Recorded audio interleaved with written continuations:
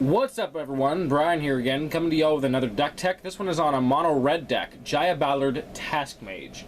This is actually debatably my most competitive deck currently, and I know you might be hearing that and thinking, what a scrub, he's playing Jaya for his competitive commander, and there's a reason behind it.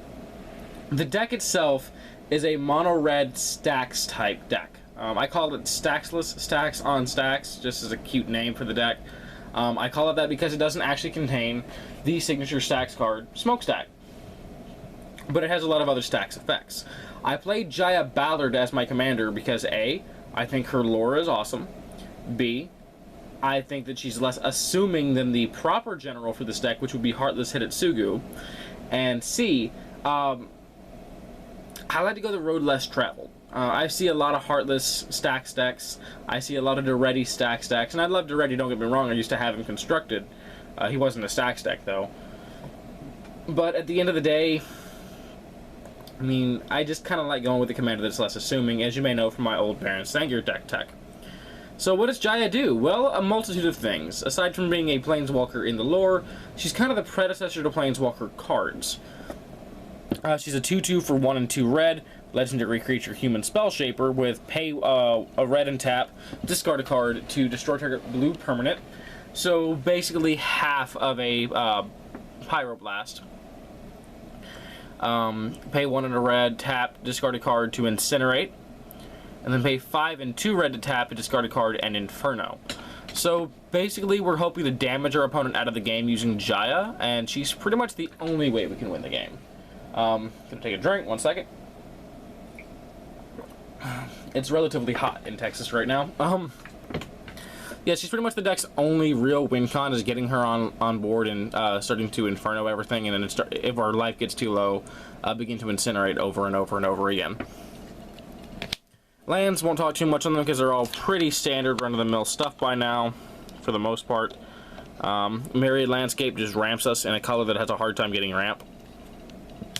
In Ventus Fair, the life gain is nice, but it's mostly here for its tutor effect. Tabernacle, being a Stax type deck, we want to tax our opponents as much as we can, and the Tabernacle does a good job of it. It also has a nice interaction with Burning Sand and War's Toll. Wasteland, there's a lot of problem lands in the format, so both Wasteland and Strip Mine are here to take care of those Gaia's Cradle and Cabal Coffers type cards. And then we have 30 mountains. They're not all snow-covered yet. I plan to eventually get the rest of the snow-covered lands. I just haven't bothered doing so recently. I want to replace all the non-snow mountains with snow mountains. That way I can run extra planar lands in place of the Caged Sun that's currently in the deck. Some Mana Rocks. Again, these are all pretty standard, so I won't spend too much time on them. Soul Ring. Bauble. I know a lot of folks argue to play Mox Opal or Mox Diamond or, Chrome Mox or whatever the case may be. But we don't have enough cards in our hand, enough ways to reload our hand to want to constantly just, discard lands to discard a land of Mox Diamond or to imprint a card into Chrome Mox. And we can't always rely on having Metalcraft online for Mox Opal, and when we can, we generally don't need the extra mana. So Wayfarer's Bauble, it comes into play on turn 1, stacks on turn 2, and gets us to 4 mana by turn 3 if we don't draw any other ramp, which is not bad.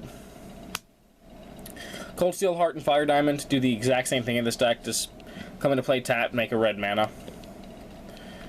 Ruby Medallion, I know, I'm sorry, it's the ugly C14 version, I'm trying to get a hold of the original one. I'm a big fan of older cards, if you couldn't tell by my choices of each printing. But making our red spells cost 1 less, it's just a nice effect to have to get Jaya back on the battlefield. She likely will be killed off very soon after players realize what she's doing. So, anything we can do to reduce the casting cost. Commander Sphere and Heart of Ramos. They're both similar artifacts in this deck. They both produce a red mana, and they can both sacrifice for an effect. The Heart of Ramos gives us an extra red, while the Command Sphere draws us a card. Burnished Heart, pretty standard place in any non-green deck at this point. Just a great source of ramp, as is Solemn Simulacrum. Gilded Lotus, we're playing a monocolored deck, mono and dual colors, and even sometimes tricolors. Tend to play Lotuses to get some additional mana. Gauntlet of Might, Gauntlet of Power, and Caged Sun all serve the same purpose, doubling our mana. Don't really need to talk too much on those. Okay, so now that the boring part's out of the way, let's talk the rest of the deck. Sensei's Divining Top. The ability to set up the top cards of our library is a must. We are constantly looking for either more land to Inferno, or something like a Squee or a Phoenix to discard to our commander, or maybe a particular Stax card, and being able to help ensure that we draw it is just crucial. 1,000-Year Elixir. It's actually been one of the more lackluster cards in this deck. I've debated cutting it for something, I just don't know what yet. But giving Jaya pseudo haste for her because we don't care about attacking with her, and the ability to untap her for a second use can be relevant. The problem is, oftentimes we don't have the mana to double Inferno, and after we've used the Inferno once, Jaya is usually dead unless we have a form of protection on her. So, it hasn't been super useful there, although I have used it to untap Goblin Welder before. Distorting Lens and Scuttlemutt, they both tap and turn a target permanent blue, so that way Jaya can blow them up. The Scuttlemutt also kind of serves as mana ramp if we really need it for such. Goblin Welder, there are a lot of artifacts in the deck, whether they be mana rocks, or protection cards, or Stax effects. Our opponents are going to blow them up, period. So Welder is just great value to get them back. Getting into the Staxier type stuff now. Crawl Space and Ensnaring Bridge both do the exact same thing in this deck, and that's preventing our opponents from really swinging out at us and just overrunning us with, in Crawl Space's case, a large number of creatures, and in Ensnaring Bridge's case, a very large creature. Grafdigger's Cage and Torpor Orb, these are both meta calls for me. There's a lot of decks that like to interact with both ETB effects and graveyard synergies. This can shut down Marin of Clan Neltoth. It can shut down my Melik is a Paragon list that I will sometimes loan to a friend to play against me if they don't have their own EDH deck on them. It just has a variety of uses, so, or both of them do. They both take care of so many cards in my meta that they're worth running. However, if ETB effects or graveyard decks aren't heavy in your environment, you'd obviously swap them out for something more more relevant. Okay, Sabo's Web. This is an interesting one. 2 mana for an artifact that comes into play and you draw a card so it replaces itself. Lands with an activated ability that doesn't produce mana don't untap during their controller's untap steps. So, sack outlets like Diamond Valley and High Market become useless, because they only get to use them once before they are just tapped down forever. Any other utility land, if they're playing like a Desolate Lighthouse or something along those lines, literally any activated ability of a land that doesn't make mana, if it's printed on the card, won't get to untap if Sabo's Web is in play. So, great answer to those types of cards. No Rod, this can hose us if we don't play it correctly. Being able to shut down all activated abilities of artifacts is insanely powerful, but we want to be careful we don't play this in the early game and just shut down our ramp, or shut down the ability to put our protection on Jaya Ballard. It's one of those cards we have to play properly, but when we do, it just goes crazy. And again, it pairs well with Tabernacle at Pendrell Vale / War's Toll and Burning Sands, because then we can make it where they have to either tap out during their upkeep and empty their mana pool in their main phase to keep their creatures, or they let their creatures die and then sacrifice lands for it, because with this in play they won't be able to pay tap the artifacts to pay the cost. Tangle Wire. Just because we're not playing Smokestack doesn't mean we're not playing Tangle Wire. Drop this in the early game, slow our opponents down significantly. It never hurts us as much as it hurts them, because we can always tap the Tangle Wire, and at our upkeep we remove the counter, and then we tap down our cards. So it's never as painful for us as it is to everyone else. Smoke. I don't see a lot of people playing Smoke, and I really don't know why. A Winter Orb for creatures is, in all honesty, a very powerful effect in Commander. I can think of a lot of different decks that just like to go crazy with activated abilities, tapping and untapping and tapping and untapping to do all these different sorts of things. And if their ability requires a tap in the first place and they don't have an alternative untap source, the smoke effect is just great. Magus of the Moon and Blood Moon. These both shut down the non-basic lands that are very prevalent in the format. Gaia's Cradle, Cabal, Coffers, and even dual lands, basically slowing your opponent to a grindy halt until they can remove them. War's Toll I actually know about because of all the people on the MTG EDH Commander group, so thanks to you guys for that. It is a sweet card. Whenever an opponent taps a land for mana, they tap all land that they control. Whenever a creature an opponent controls attacks, they have to attack with everything they control. So, in a multiplayer game with something like Crawl Space or Ensnaring Bridge and play in Worst Hole, we can kind of force everyone to swing at each other and tap out all of their land during their own turn if they want to cast something using their land. It's just a very rude effect, and with Prophet Crucifix out of the format, it becomes much more relevant. Yes, they can still Seedborn Muse if they're playing that, but I don't see nearly as many Muses as I do, as I used to see Prophets. Stranglehold, it's one of the more unfun cards in the format, but we're playing a Stax deck, so we don't really care that much about fun. Stopping our opponents from being able to tutor and stopping them from taking extra turns, it's just too much power for 4 mana to pass up. Okay, into the punishment cards. Repercussion. 1 and 2 red for an enchantment. Whenever a creature is dealt damage, Repercussion deals that much damage to that creature's controller. So, against token decks, Jaya just kills them. Against decks that just happen to have 5 or 6 creatures in play, Jaya can just...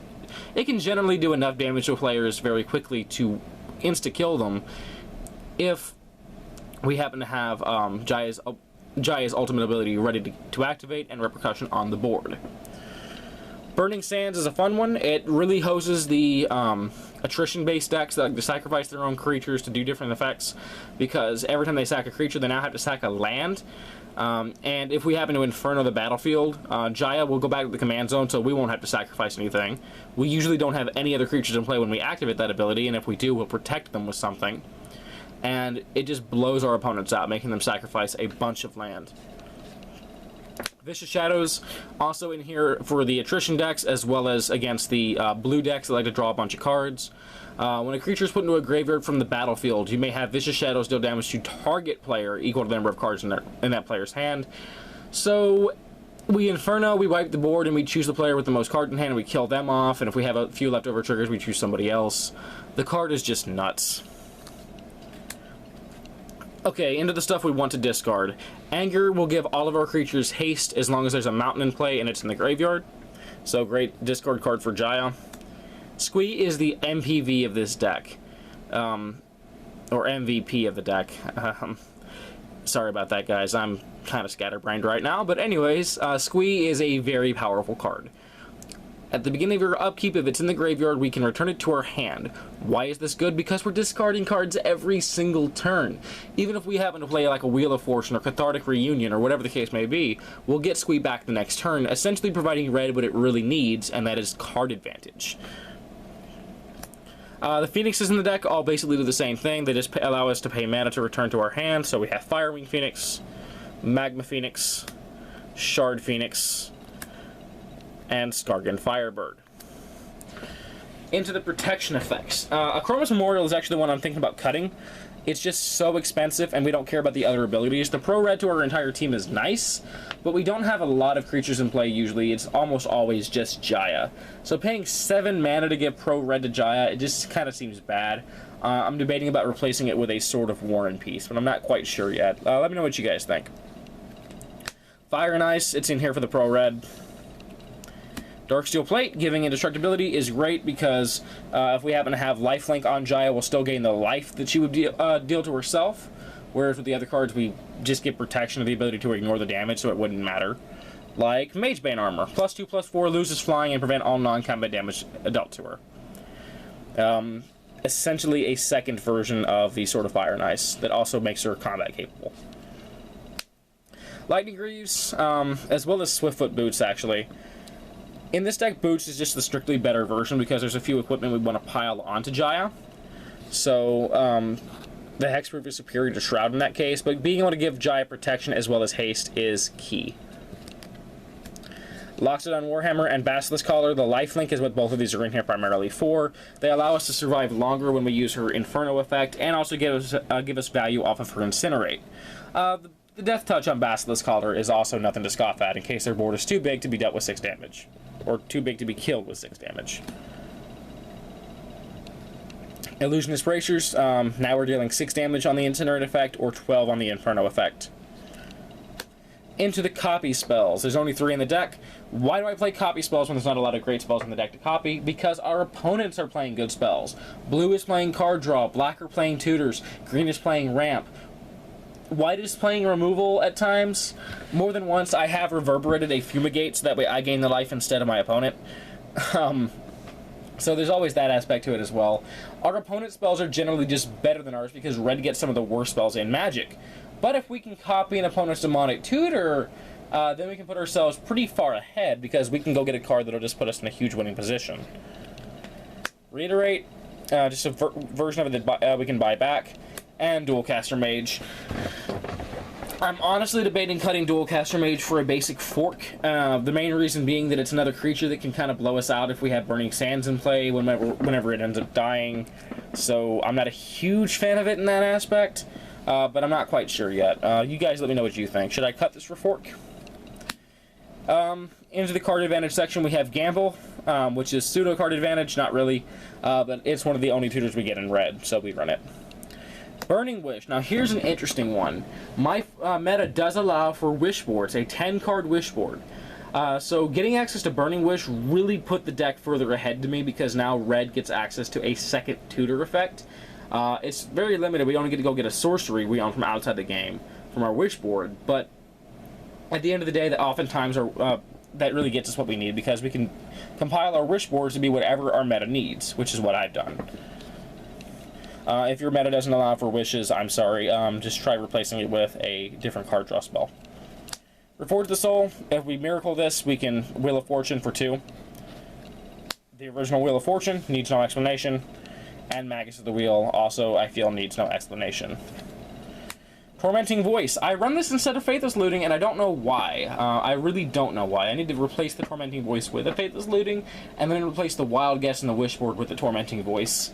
But for now, it's Tormenting Voice and Cathartic Reunion, just so we can see some new cards and hopefully find the ones we're looking for. Shattering Spree and Vandal Blast, both to deal with problem artifacts, and God knows there's a few of them. Chaos Warp is the best removal spell in the entire format, in my opinion. Just being able to tuck anything is great. I've used this on myself more than once to get the shuffle effect and to see what permanent I get into play, just in case they're board wiping or something. Blasphemous Act, again, it's a red staple. We are playing mono red, and it's the best board wipe we get access to. Comet Storm. I play this because of its multi-kicker effect. It is just a strictly better fireball to me. Being able to aim the damage at creatures and players just by paying the additional kicker cost. I've blown out opponents in the late game with this more than once. And then last but not least, everyone's favorite sorcery, Ruination. Because if we cast this on turn 3 or turn 4 against decks that have a lot of non-basic lands, we're pretty much going to win that game. Alright, into the wish board. Molten Rain. There are problem lands in the format, like I said before. Having ways to get rid of them when we need to is excellent. Having the ability to constantly wish for it is beautiful. From the Ashes. This was originally in the main board alongside Ruination, but I found that without Stranglehold in play, it just gave my opponent too much of the same advantage they already had before. They just go get the basic versions of what they needed, and then now they're zoned in on us and pissed off at us. So I only wish for this whenever I have Ruination, either in hand or on board. So it effectively acts as a one-sided Ruination, because if we happen to blow up one of our 5 non-basics or whatever, we can at least go get a mountain for it.